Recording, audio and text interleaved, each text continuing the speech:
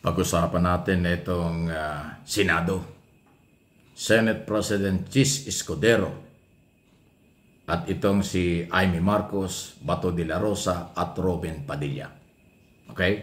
Yung Amy, Bato at si Robin, yan yung pong masigasig sa pag-iimbestiga tungkol sa pagkakahuli kay Duterte, na alam naman natin na ang purpose ng mga yan ay paboran si Duterte at mali ang ginawa ng gobyerno. Yan ang gusto nilang palabasin doon sa pagkakahuli. Kahit ilang ulit nang sinabi ng Malacanang, ng mga kinaukulan sa pamahalaan, may warrant of arrest, kaya legal ang pag-aresto. Under Republic Act 9851, kaya legal ang pagkaka-turnover, pagkakapagpadala sa ICC kay Duterte. Pero hindi po iniisip nitong mga pro-Duterte, senador, politiko at kanilang mga taga-suporta ang ginawa ng pamahalaan. Laging kahit anong gawin at anong sabihin ng gobyerno, ang pinapalabas nila mali dahil nakulong si Duterte. Yun lang. Wala silang pakialam sa rule of law. Parang wala silang pakialam sa proseso. Ang kanila, mali kayo dahil ibinigay nyo sa ICC. Hindi nila inisip kahit nagabuhok man lang ang karapatan ng 30,000 na Pilipinong nawalang buhay dahil sa tukhang human rights violation. Kaya nga kinasuhan ng crime against humanity. Pero dahil dyan, nasa Senado na po ang usapin. At hindi po papayagan.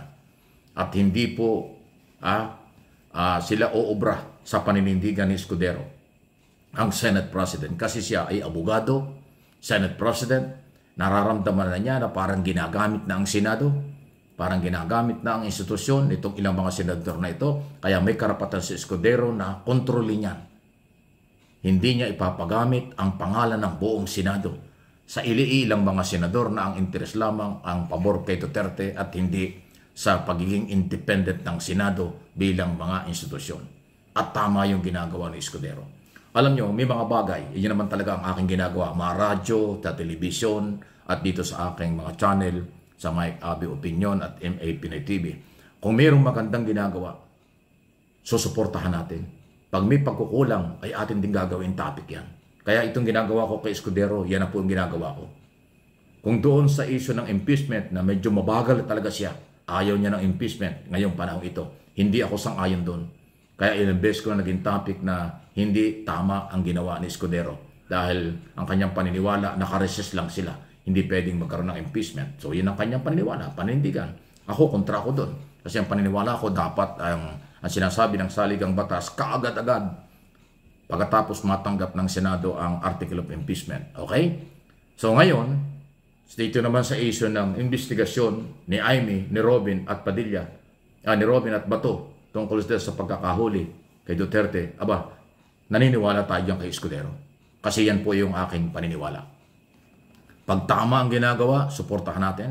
Pag sa tingin natin mali, talagang sasabihin ko mali. Kung doon sa issue ng impeachment, nagkamali si Escudero dahil mabagal siya, kaya natin ginawang topic yan.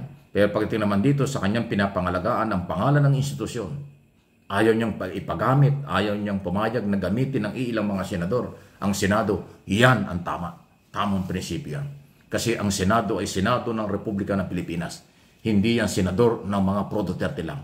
Hindi yan Senado ni Robin Padilla, ni Bato de la Rosa at ni Amy. Yun ang feeling ni Escudero. Baka nagagamit na Senado kaya hindi niya papayagan niya. Kaya nga yung mga pag-i-issue ng subpoena, pag-i-issue ng contempt ay kanyang kinukontra yan. Kasi meron pong authority. Sinabi na Peter Island Cayetano yan. Merong kapangyarihan, jurisdiction, ang Senate President na i-evaluate o sa tingin niya ay tama o hindi ang subpoena at arrest order or contempt, pwede niyang i-challenge yan. Kasi siya yung Senate President. Ayun po yun. Okay? So, tama yung ginagawa ni Escudero ngayon. Pinapangalagaan ang Senado. Pinapangalagaan ang pangalan ng Senate of the Philippines laban sa mga posibleng nanggagamit o ginagamit lang ang kailang karapatan in aid of legislation nga ba? Or in aid of re-election. Ayun, di ba? Kasi ilang beses nang sinabi ng Executive Department, Executive privilege ang mga tanong nyo. Yung mga tanong nyo hindi pwede kasi sakop yan ng executive privilege na sinabi na ng Korte Suprema na merong karapatan ang executive department pagdating sa executive privilege dahil nakataya dyan ang national security, seguridad ng ating bansa. Kaya dapat irespeto yun. Paulit-ulit na lang ho eh.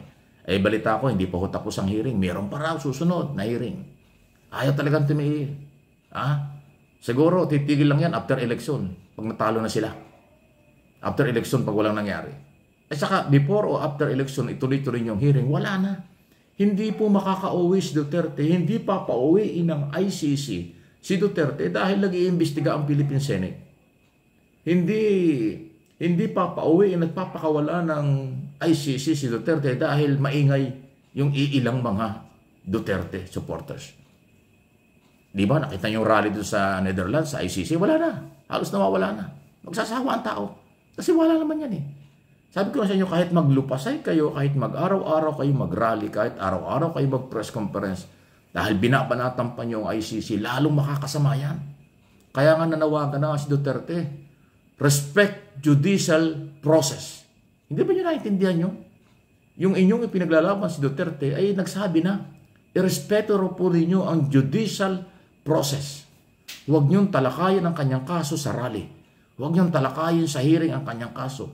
Huwag nyo talakayin in public ang merito ng kanyang kaso kasi nga, irespeto dapat ang judicial process.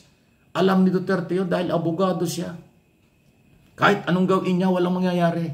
Kung hindi magpakagaling na lang siya at ang kanyang abogado sa trial para makumbinsi niya na walang kaso si Duterte. Ganun po. Pero yung maingay yung rally, maingay yung hearing at kung ano-ano, wala po yan. Tagaan nyo sa bato.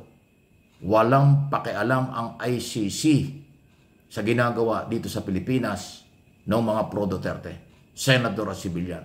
Kasi ang ICC ay hindi gobyerno. Hindi yan estado. Yan ay korte, international court ng maraming mga bansa na magkakasama or mga membro. Nakabase lang yan sa Netherlands, doon ang opisina. Pero hindi yan kontrolado ng Netherlands yung ICC. Dahil doon lang nag-oopisina. Kaya hindi government to government yan. Kailangan dyan ebidensya, labanan ng kapwa-ebidensya. Testigo, laban sa testigo. Ebidensya, laban sa testigo. Yan nga po yung gagawin trial. Testigo at ebidensya, laban sa ebidensya ng Defense Council at testigo. Ganun po yan. Yun ang trial. Yun ang hintayin natin. Ipagdasal natin na magiging maayos yung trial. Kung ilang taon, kung ilang panahon, hindi natin alam. Pero yung pauwiin dahil mali ang pagkakahuli, pauwiin dahil mali, ay inyong sariling interpretation lang yan. Napakalinaw po ng Republic Act 9851. Ano ba ang 9851 na madalas natin sinasabi? Yun ang basihan kung bakit nila itinur-over o sinurrender sa ICC. Kasi yun nasa sa batas yun. Yung pag-surrender. Bakit sinurrender? Kasi may warrant of arrest. Bakit tinuli? Dahil nga ng warrant of arrest na dala ng Interpol na ipinatupad ng Philippine government under PNP General Marbil at General Torre. Sabi naman ni Torre, yun talagang ginawa niya. Kung sino yung nag-utos sa kanya, si General Marbil daw. Nang tanongin si Marbil kung sino nag-utos, kaya hindi niya kailangan sabihin yun. Executive privilege na yun. Actually, hindi naman yung kailangan tanungin kung sino nag-utos at mastermind. Ang nag-utos dyan, Republic Act 9851, sinabi ko na nakaraang video pa.